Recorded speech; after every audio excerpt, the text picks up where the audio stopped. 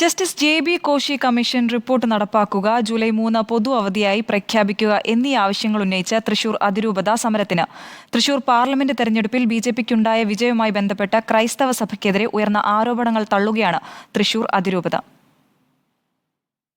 ക്രൈസ്തവ മത ന്യൂനപക്ഷങ്ങൾ നേരിടുന്ന അവഗണനയ്ക്ക് പരിഹാരമാണ് ജെ.ബി. കോശി കമ്മീഷൻ റിപ്പോർട്ടെന്നും റിപ്പോർട്ട് നടപ്പാക്കാൻ സർക്കാർ തയ്യാറാവുക, സെന്റ് തോമസ് ദിനമായ ജൂലൈ 3 അവധി ദിനമായി പ്രഖ്യാപിക്കുക എന്നീ ആവശ്യങ്ങൾ ഉന്നയിച്ച് ജൂലൈ 3 കളക്ടറേറ്റിലേക്ക് റാലിയും ധർണയും നടത്തും.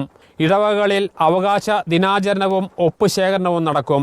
ക്രൈസ്തവ സമൂഹത്തോടുള്ള അവഗണന പ്രതിഷേധാർഹമാണെന്നും അതിരൂപത പാസ്റ്റൽ കൗൺസിൽ സെക്രട്ടറി ജോഷി വടക്കൻ പറഞ്ഞു.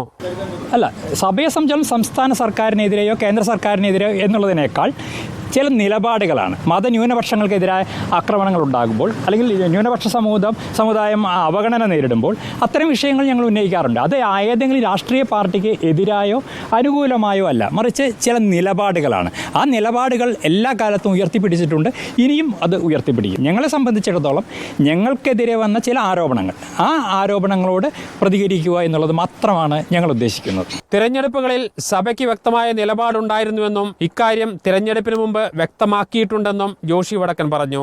ജനാധിപത്യാവകാശം ശരിയായി വിനിയോഗിക്കാൻ വിശ്വാസികൾക്കറിയാമെന്നും അദ്ദേഹം വ്യക്തമാക്കി.